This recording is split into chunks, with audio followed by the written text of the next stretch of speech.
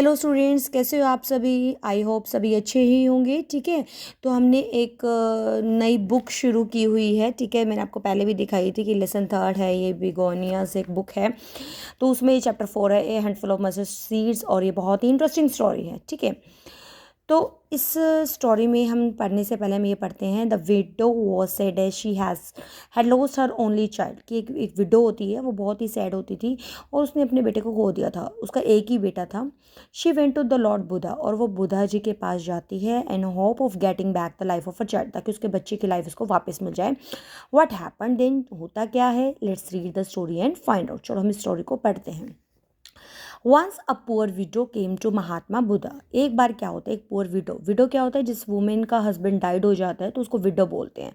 तो वो महात्मा बुद्धा के पास आती है। Her only son was dead, उसका जो बेटा था, ओनली सन मतलब उसका एक ही बेटा था और वही मर जाता है।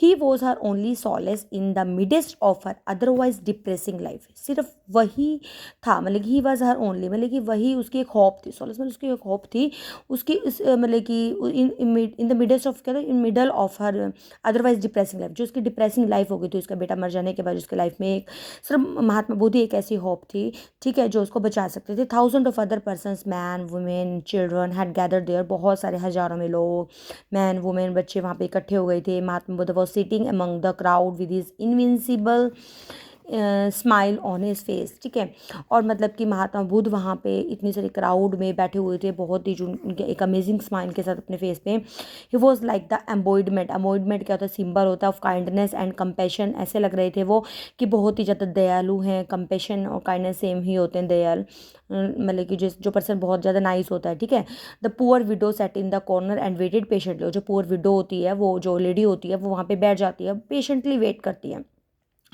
कुछ टाइम के बाद क्या होता है, Mahatma Buddha eyes fell on the widow. कुछ टाइम के बाद महात्मा बुद्धा की जो आइज होती है उसके विडो पे जाते हैं। ही कोल्ड हर नियर, और उसको अपने पास बुलाते हैं। You seem to be in grief, कि तुम्हें ऐसा लग रहा है कि तुम बहुत ज़्यादा दुख में हो। व्हाट्स योर प्रॉब्लम, तुम्हारी प्रॉब्लम क्या है। He ask in a soothing voice, और बहुत ही मतलब कि उसको बड़े ही मतलब ही, और वो उसको इस तरीके से वॉइस में पूछता है जैसे उसको मतलब कि उसके दुख को दूर कर देगा, सूदिंग वॉइस में। ठीक है, the poor widow began to weep bitter, और जिस इतने आराम से इतने प्यार से उसने पूछा तो वो विडो क्या करते, बहुत ज़्यादा बुरी तरीके से रोना शुरू कर दिया। My only son is dead, कि मेरा जो एक ही बेटा था वो मर जाता है।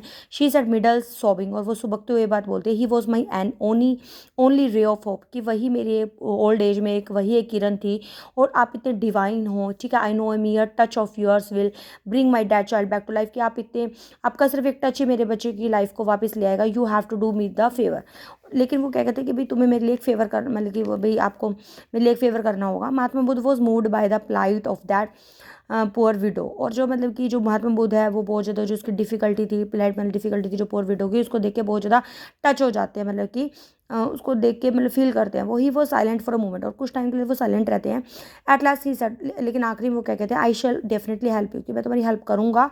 टेक दिस बाउल, एक ये बाउल लो, bring some mustard seed from the village, कि एक विलेज में से मस्टर्ड सीड लेकर आओ, बट याद रखना you should bring it from a house where death has never enter, कि ऐसी जगह से मस्टर्ड सीड लेकर आए जहाँ पे कहीं डेथ भी ना हो। The poor window became hopeful, और जो पुअर विडो होती है वो बहुत ज़्यादा होपफुल हो जाती है। शी टुक द, उसको लगा मस्टर्ड सीड तो मैं ले ही आऊँगी। She took the bowl, and वो बाउल लेती है और went from door to door, हर घर दरवाजे पे जाती है वो। But nobody gave her alms, लेकिन कोई उसे भीख नहीं देता है। Some said my father has died, कोई कहता है कि मेरे फादर मर गए हैं, लेकिन सीड तो ऐसी जगह से लेके आना जहाँ पे कोई ना हो। एंड इधर से my grand father has died, कोई कहते हैं मेरी ग्रैंड मदर नहीं है। सो इस तरीके से चलता रहता है। शी हैज़ बिकम डिसअपॉइंटेड, और वो बहुत ज़्यादा मतलब कि उदास हो जाते हैं, सैड हो जाते हैं। सडनली क्या होता है, thought came to her mind, अचानक से उसके माइंड में एक थॉट आता है। Everybody has suffer the pain, कि हर किसी की ज़िंदगी में पेन होता है। एजोनी ऑफ डेथ, कि डेथ का दुख होता है। सम नियर, किसी अपने प्यारों का, नियर डियर वंस का, मतलब जो अपने आसपास के लोग होते हैं। Then why should I feel sorry, कि मैं मतलब कि मुझे दुख क्यों हो रहा है अपने बेटे को खोने का। Why should not devote my life to remove their pains and suffering, कि मुझे अपनी लाइफ को इस तरीके से क्यों नहीं डिवोट करना चाहिए ताकि मैं दूसरे लोगों का पेन है, दुख है, उसको दूर कर सकूँ। शी फॉरगॉट हर ओन, और वो अपना ही दुख भूल गई। When she return to the Mahatma Buddha, वो अपने महात्मा बुद्ध के पास जब आती है तो वो कंप्लीटली चेंज हो जाती है।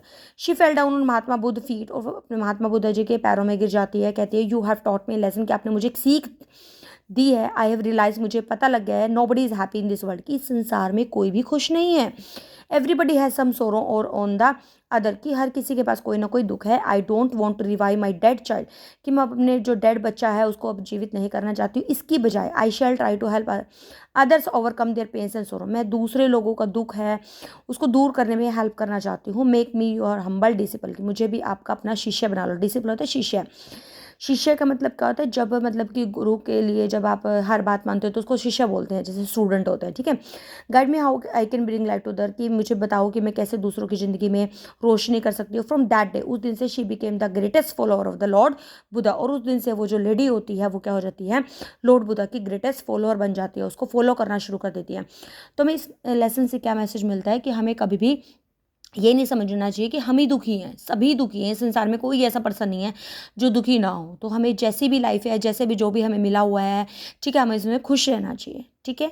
तो चलते हैं नई वीडियो में, एक नई स्टोरी के साथ हम मिलते हैं।